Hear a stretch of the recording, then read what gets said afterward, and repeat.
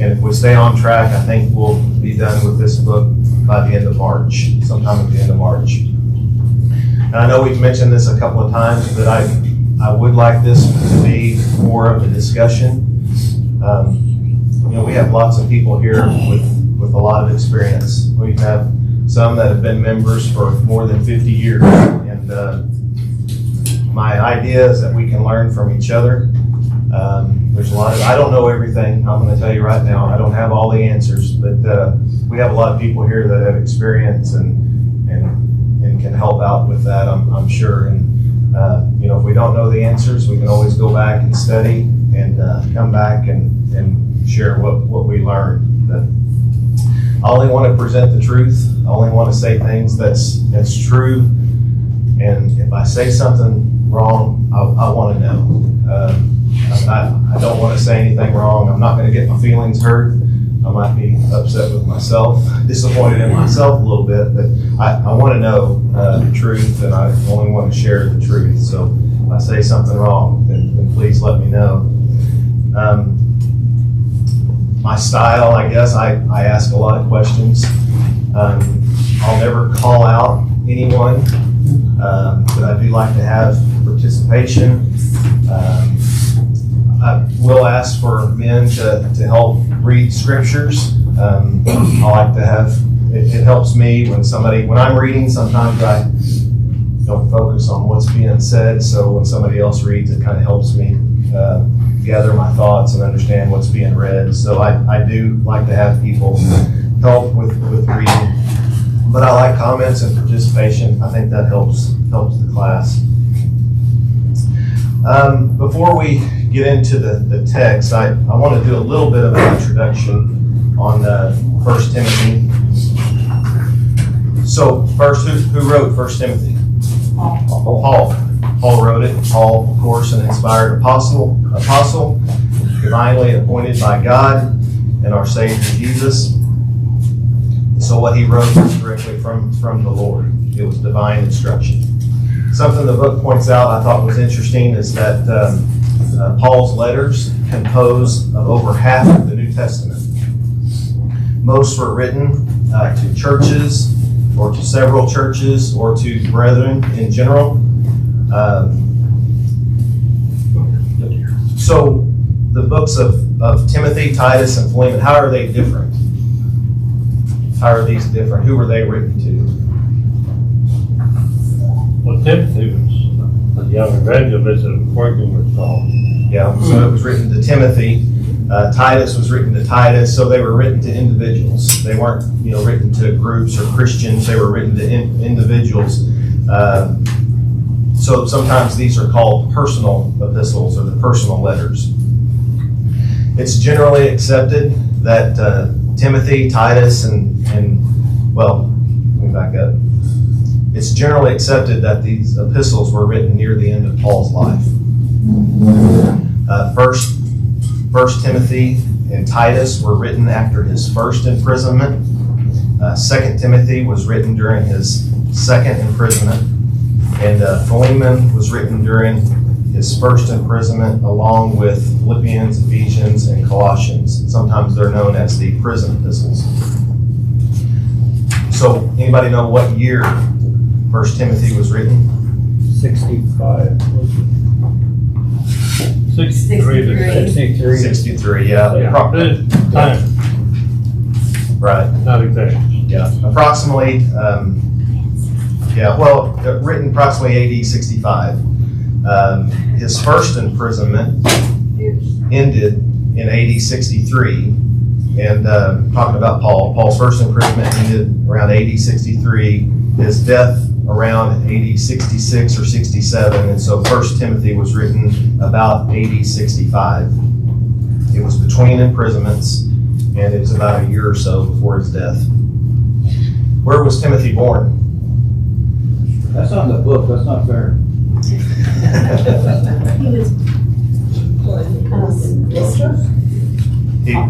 He was born in Lycaonia, I think is how you pronounce it, Lycaonia.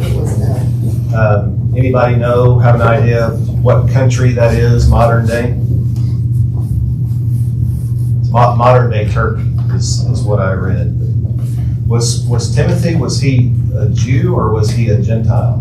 Gentile. 50-50. Well, never did. Yeah, that's right.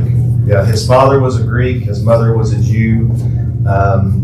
It appears that his mother and grandmother were instrumental in his lives. It said his mother was a believer, so they were influential and instructed Timothy. Anybody have an idea on who converted Timothy? Paul. Yeah, likely Paul did on his first missionary journey.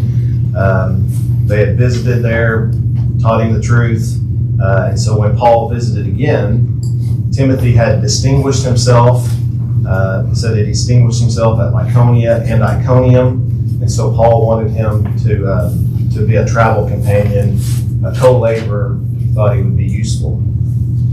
A little bit random, but was Timothy circumcised? No. Eventually. He was eventually. Paul told him he needed to do that because it could cause problems in the preaching of different. Right, yeah, and I want to talk a lot more about that here in just a few minutes, but yeah, so Timothy at first was not circumcised, likely because his father was Greek, but Paul did have him circumcised as he thought it would be helpful to their cause. One of the things that they were doing at this time is they were taking the message that the gospel was for everybody. It wasn't just for Jews, it was for the Jews and the Gentiles, and they wanted to share that with the Jews as well. And not having Timothy circumcised might present a roadblock to that. So here we are. Timothy is now a travel companion with Paul. He's a co-laborer, and they had visited the church at Ephesus. And at 1 Timothy 1:3, it says, "As I urged you when I went into Macedonia, remain in Ephesus." So it appears that they were in Ephesus, and Paul told Timothy he wanted him to remain there and work there and labor there with him. And so at that time, Timothy had received these two inspired letters as instructions from Paul. Our book points out two passages that express the purpose and theme of these letters. Somebody read 1 Timothy 4:16.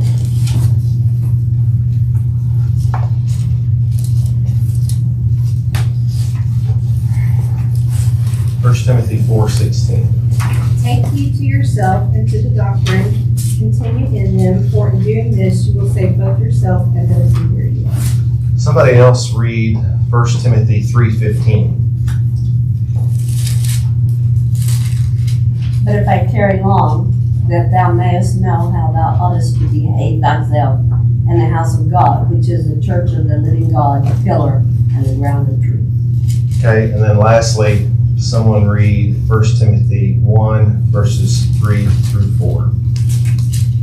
As I urge you, when I was going to Macedonia, remain in Ephesus so that you may charge certain people not to teach the difference in doctrine, nor to devote themselves to myths and endless genealogies, which promote speculation rather than the stewardships from God, that is, by faith. So there's two themes mentioned in the book. I actually kind of think there's three themes, but the first one, sound doctrine is important, and we're to continue in it, and it's essential to salvation. The second theme, as our book points out, it's how to behave in the house of God, church, and then the last one, this could be the third theme, it's a warning against departing from the faith. So I do want to read from our lesson book. If you'll go to page 7, and in the middle of the page, the last paragraph, where it starts with Paul did not, I want to read here. I was going to summarize it, but I don't think that I can summarize it any better, so I'm just going to read directly from the book. Again, that's the middle column, last paragraph. It says, Paul did not write of insignificant optional matters, The faith did not embrace other faiths. The doctrine Timothy received from Paul did not allow for teaching otherwise. The responsibility to teach truth diligently, warn of false doctrine, teach about elders and deacons, explain the duties of different age groups, to widows, to elders, the place and dress of women, prayer, and purity in life are all connected to the salvation of the teacher and the taught. One has not fought a good fight if he has compromised truth with human wisdom for the sake of popularity and material profit, or is deceived. If he has been slothful or hampered in his fighting by entanglements, or if he has avoided conflict for fear of persecution, he has not been a good evangelist. I have finished the course with the assurance of being crowned cannot be said by those who failed to strive lawfully or were not sincere, earnest, and diligent in all that pertains to the divinely set course.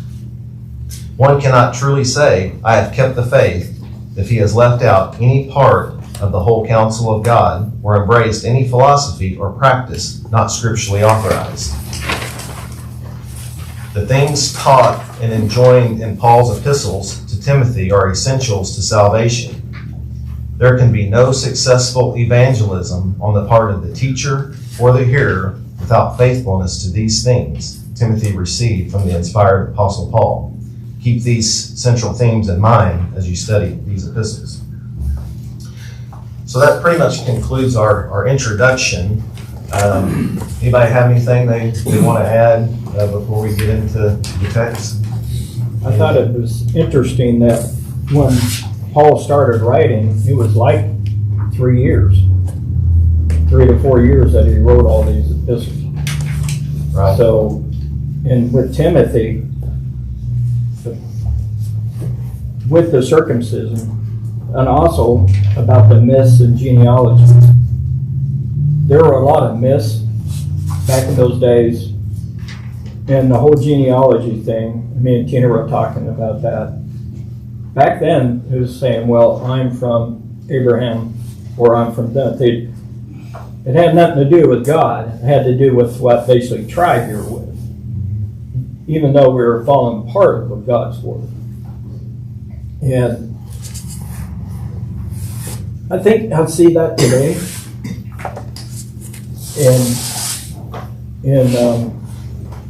on people following preachers. I've seen it before when we had a problem up in Washington State where they followed a preacher instead of the word. And it's very easy for people to do that. And the thing with myths too, there's a lot of myths out there. They feel good churches. You know, they don't want to preach the good word. I was talking to my brother yesterday and we had this discussion about a church that my oldest brother went to. It was a Church of Christ. Granted, there's some of their teachings and stuff. It was small farming community, all the farmers, everybody come, you know. But the preacher at that time didn't think there was enough, I don't know how you would say it, history. I go, I don't understand that. The Bible is a lot of history. But, so he went to Catholic. And now he's a father. And that prompted my brother to go become Catholic. Because my grandpa was a Catholic and he just wanted to bring back the history. And it has nothing to do with what's being preached to us.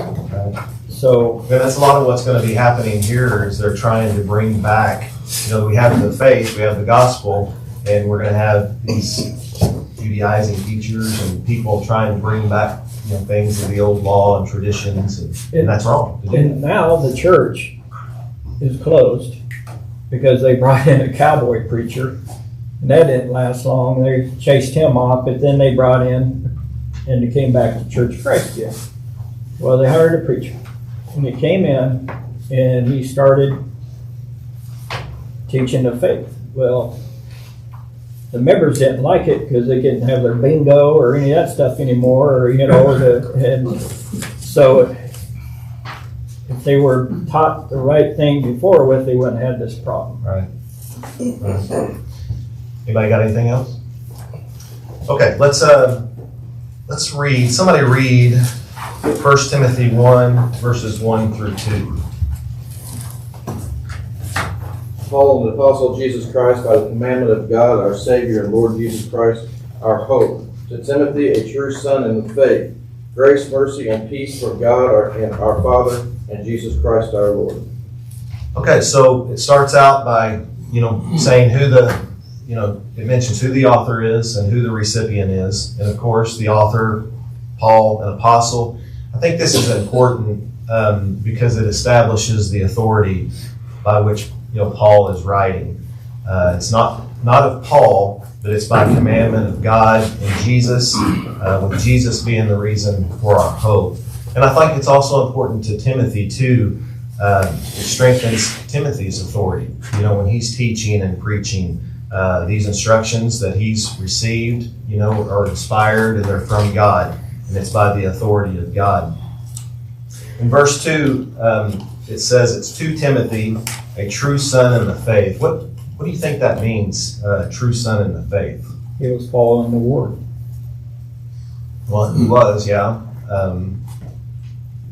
He was taught by Paul. That seems to be the indication, is that he was taught by Paul, and that seems to be what it's indicating here.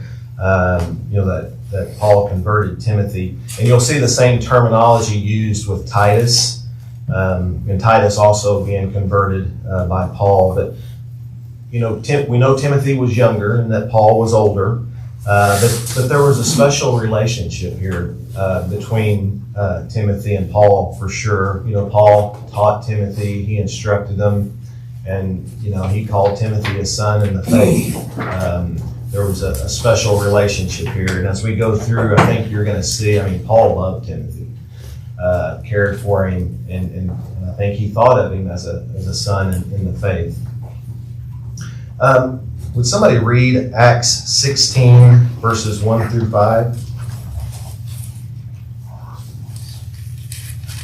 Then came he to Derbe in Lystria, and behold, a certain disciple was there named Timotheus, the son of a certain woman, which was a Jewish, and believed, but his father was a Greek, which was well reported of by the brethren that were at Lystria and Iconium. Him would Paul have to go forth with him, and took and circumcised him because of the Jews which were in those quarters. For they knew all that his father was a Greek. And as they went through the cities, they delivered them the decrees for to keep, that were ordained of the apostles and elders which were at Jerusalem. Okay, so here, we see where Timothy had distinguished himself at Lystra and Iconium. It says he was well spoken of by the brethren, had a good reputation. We also see here where his mother says she believed. And we also see here why Paul had Timothy circumcised. Why did he say he had him circumcised? It says because of the Jews. His father was Greek. His mother was a Jew. I think the Jews knew this, and it was going to be a problem. If he wouldn't have access to the synagogues, it would hurt the cause of Christ. And so Paul had Timothy circumcised. And I think there's a lesson in there for us now. What do you think we can learn from that and apply today? It's the extended effort that Paul and Timothy took to be able to preach. Yeah. There may be some things we can do to be more receptive to an individual. So is being circumcised, was that essential to salvation? No. It wasn't. But Paul had him do it anyway. We should be everything to all people. Yeah, and so I think it's important to point out here that to God, being circumcised, he's indifferent to it now. It doesn't matter to him. And so maybe on things that are indifferent to God, maybe we should be willing to adjust, some things. As long as it's not wrong in and of itself, we can adjust if it helps the cause of Christ. Maybe alter our customs or traditions, something not, scriptural, sinful. Yes? It'd be like, if you're studying for Advent, you wouldn't want to put something on there, having a dinner and having something that can, Right, it's not neither here nor there. right. Doesn't matter to God, Yeah. but it might offend somebody. It might hurt your cause of converting somebody or teaching somebody. Anybody have anything else there? At 77, it's okay to wear my jeans when I eat lunch with the kids, right? Try to fit in. Well, years ago, you seldom saw a woman come to services in pants. And men wore suits. We've made changes for our lifestyle that really don't matter to God. Right. Just so I'm here. It doesn't matter if I've got a beard or long hair. Or even overalls. I went to services one time and the farmers came in there wearing overalls. It still was a good service. Right. Or when you go to Hawaii, the members wear shorts, because it's hot and humid. And so you have to, dress is a big thing. Like he was saying before, everybody had to wear suits. And now it's, but when you have some members that don't want to come to church because they don't have good clothing, that's another thing that we could look at. Yeah, and I think the key thing here is that it's something that's indifferent to God. God's given us instructions that we have to follow that, they're non-negotiables. But I think, what's here being taught is that this is something that's indifferent to God. Matters that are important to God, we can't change. Okay. Let's go ahead and move on. Someone read verses 3 through 7. 3 through 7 of what? I'm sorry, 1 Timothy 1, verses 3 through 7. As I urged you when I went to Macedonia, remain in Ephesus, that you may charge some that they teach no other doctrine, nor give heed to fables or endless genealogies, which cause disputes rather than godly edification, which is in faith. Now the purpose of the commandment is love for a pure heart, from a good conscience, and from a sincere faith, from which some having strayed have turned aside to idle talk. Through 6? 7. Okay. Desiring to be teachers of the law, understanding neither what they say nor the things which they affirm. Okay, so in verse 3 here, we see where Paul left Timothy behind at Ephesus. There was a need. And so one thing I'm going to mention here is that, because in some of my readings, there's some people that would have referred to this book as I think they call it a pastoral epistle, but Timothy was not a pastor as defined by the Bible. He wasn't an elder or a bishop or a pastor. He's a preacher. He's a minister. He was a teacher. And we're going to talk more about, elders and qualification, but elders and bishops in scriptural, they're always plural. There's never just one of them. And he wasn't a pastor. So that's kind of one of the things that I wanted to point out. Anybody that uses pastoring in this text or as a preacher as a preacher, that's a misuse of the word. What was the first charge to Timothy in verse 3? To make sure that they're basically not teaching any other different doctrine. Right. Teach no other doctrine other than the gospel that had been taught. And I think this is important for us, and it shows the importance of doctrine. There's one doctrine, there's one faith, and this isn't popular among the world. The world will say that there's many ways. but there's not, and we're going to continue to see this as we go through. We're going to see it quite a few times. And just to kind of further emphasize the point, would somebody read Galatians 1:8?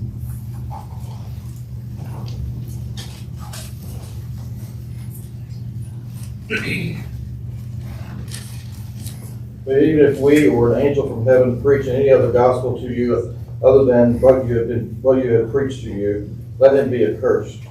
Yeah. Okay, so no other gospel is to be preached. So there's going to be false teachers that come in. There's going to be teachers trying to teach something different from the faith. There's going to be some try to bring back the Jewish laws, traditions, and they must be stopped. Okay. Somebody read 2 John 9 through 11.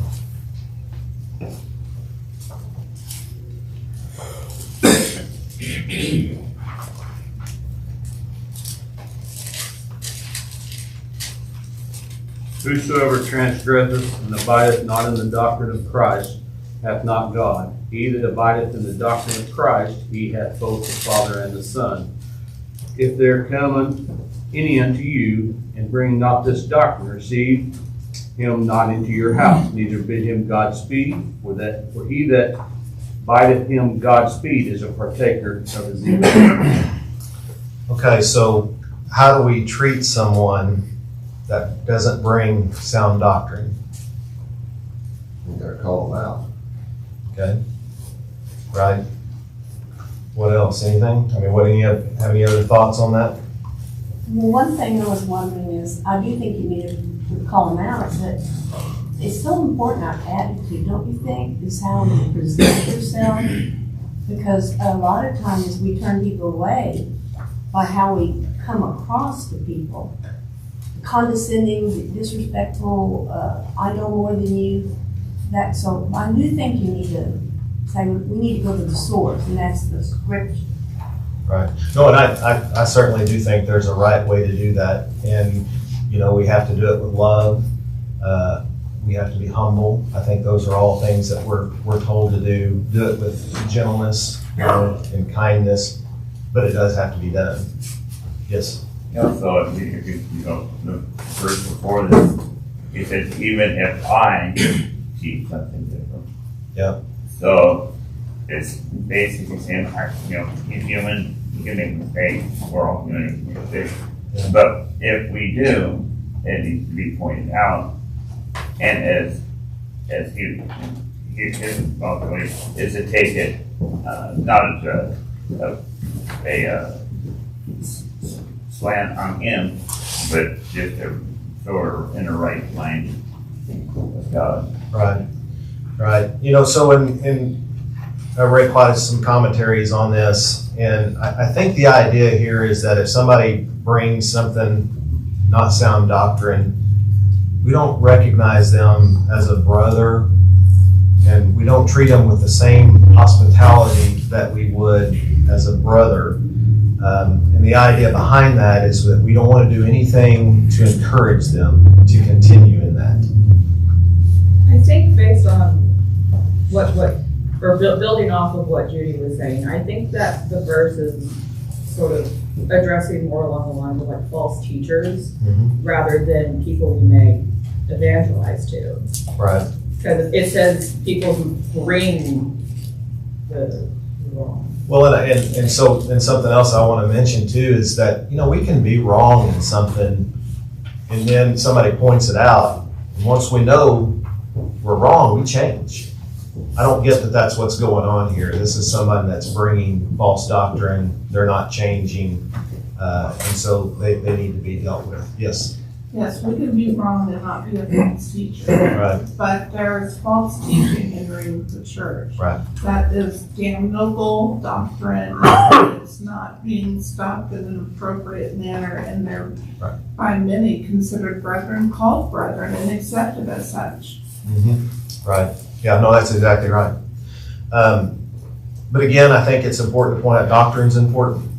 Okay? It says if you fail to abide in the doctrine, you don't have a relationship with God. And we need to reject those who bring another doctrine. John, I think question number 11 kind of answers that a lot too. And you may be heading there, but talk about how Paul, what was his life like? And why did he obtain the mercy? Well, he was ignorant and an unbeliever. That's why he was the blasphemer and everything else that he did that was completely wrong. He literally didn't know that he was teaching the wrong way. Right. No, you're right. And we are going to get to that too. But yeah, that's absolutely right. So verse 4 points out two things that defile pure doctrine. What are they? Fables and endless genealogies. What was it? Fables and endless genealogies. All right. So what are fables? Fairy tales. False teaching. Tradition. Anything other than what's of God. Yeah. Yeah. And all that's correct. Traditions of men, stories that have been passed down, myths, fabrications. I think our book points out that practices that are not in the scriptures, things created in the minds of men. We're not to give attention to those, is what it's saying. Don't give attention, don't consider them. I'm sorry, John, a simple example of that is we attended a congregation one time that they had to have the cloth on the communion table, which back in the day it was too big covering up the table so the flies and things didn't get to the communion. But if you were to take that off, some of those members would freak out because it just wasn't right. Well, that was that tradition of men that was irrelevant to the gospel. Right. Yeah. But it was that tradition that we have to be careful of. Right, exactly. What are genealogies? Like I was saying earlier, about coming from Abraham. Right. And yeah, who you're related to, what are your bloodlines? This was important to Jews. What tribe were you from? The only priests, had to come from the Levitical tribe. They wanted to keep the lineage of the Messiah. But that's not important to the gospel. That's not important anymore. It doesn't matter whether you're a Jew or not. If you're in the bloodline of Abraham, these things don't matter. And we're not to give consideration to them, attention to them. It's not edifying, it just causes problems, disputes and questions. Yes, sir. We can find the genealogy a stumbling block today. My grandparents were whatever, and if I deny that that's the right way, then I've condemned them somehow. Mm-hmm. So genealogies are right. issues just as much as they are amongst some people as they were right back in those days. That's true. Something that I thought was interesting. It's not in the book or anything, but I read it in some commentaries. Herod destroyed all the genealogy tables. I don't know. They had them burn up. He says he was jealous of the noble origins of the Jews, and he wanted to destroy those records. And so there's no record or lineage of the Jews other than just word of mouth, things passed down. But there's not a Jew that can trace back their origins to any tribe. I thought that was interesting. Carrie? It actually said something about fables too. Fable is just a story, and it makes me think about hypotheticals that people bring up. It's just some made-up story from their mind, and usually the reason they do that is to try to disprove, the gospel or things about the truth. And they did that to, tried to trick Jesus or trap Jesus with a fable or a story. It's, it can be a hypothetical. I think that comes up a lot too sometimes. Right. That's interesting. Maybe we should even address a lot of those hypotheticals because they're, ridiculous. It does say it says don't give heed to them, which is really you don't give them consideration or you don't give attention to it. So that may be right. Anybody have anything? I'm going to go back to the traditions just a moment. Sure. It does, and there are traditions that we are to follow. When you look at 2 Thessalonians 2:15, it says, "Therefore, brethren, stand fast and hold the traditions which we have been taught, whether by word or by epistle." But those traditions are doctrinal traditions, not man's traditions. Right. Yeah. I think the point is we don't need to spend time, arguing or disputing over things that don't matter, to God. And we're to teach others to do the same. Our time needs to be spent edifying, helping others, teaching them God's plan of the faith, and not arguing or disputing over things that don't matter. Okay, verse 5. Now the purpose of the commandment is love from a pure heart, from a good conscience, and from sincere faith. And I think this is going to be the last verse that we're going to be able to talk about. But it says the end of the commandment, this is the purpose or the objective is for what? What's the purpose or the objective? What does it say? Love. It's love. Then it says submitting to God, having a pure heart, from a good conscience, a sincere faith, which some have gotten away from. And I think Dad mentioned this on Wednesday. Love, this love that's being referred to here, is fulfilling the law. It's doing what's right. And then it says this love has to have a pure heart. Okay, come from a pure heart. So we know out of the heart comes the fountain of which all your actions. And so we need to guard our heart, keep our heart pure, and that's important for doing what's right. And then a good conscience. Why is that important that we have to do this from a good conscience? Well, if you don't have a good conscience about what you're teaching, then you don't really have the faith. Yeah. Anybody have anything else? If you do anything without in life without a good conscience, you're only doing halfway. So if we go against our conscience, well, that goes right along with your heart.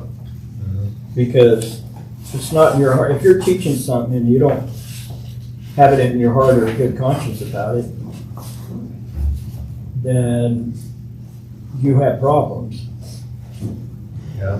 If you're going against your conscience, if you do something willfully against your conscience, you're going against what you think is right, which is wrong. It's sinful to go against your conscience because that's what you think is right. Now, like we mentioned earlier with Paul, Paul was doing everything with a good conscience. He thought that he was doing right.